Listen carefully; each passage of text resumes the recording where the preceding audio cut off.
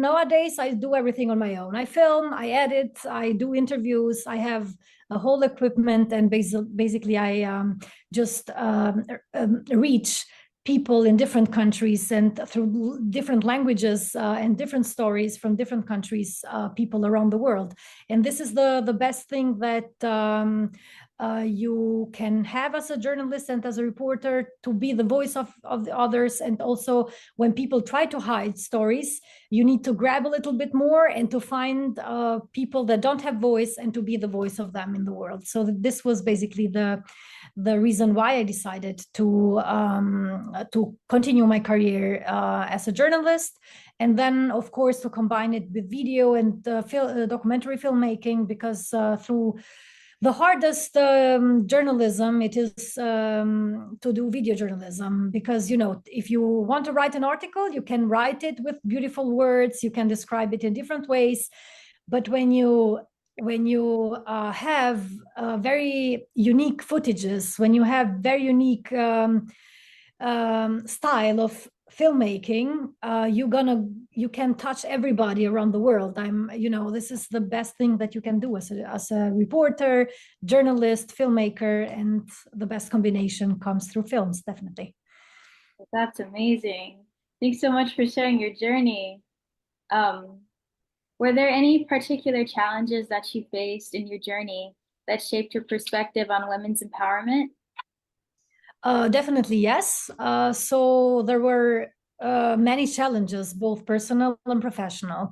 Growing up in a patriarchal society, I often faced restrictions on what a woman can do, say, or aspire to be.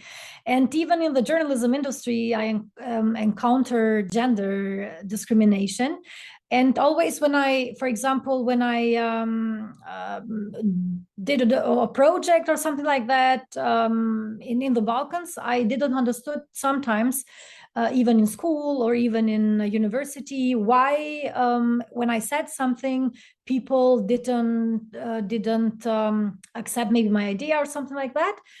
But after that, I just saw that it's a problem because, I'm a woman, and sometimes men want to pick their topics just because they are men.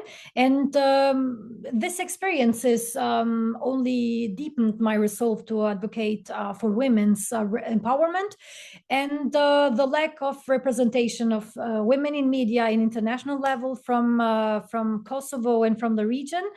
I think this made me a hardworking journalist and also lady, in order to tell people in Western countries that even I'm a young girl coming from Kosovo and from a very hard background, and we just had a very hard time since I was a kid. For that reason, I had always to deal with a lot of difficulties, prejudice, and also financial difficulties, just because I come from a small country, just because I have always to prove people that even coming from a not very well developed country, I can be a good journalist, I can be a good documentary filmmaker. And dealing always with that, I just didn't stop always looking for new opportunities.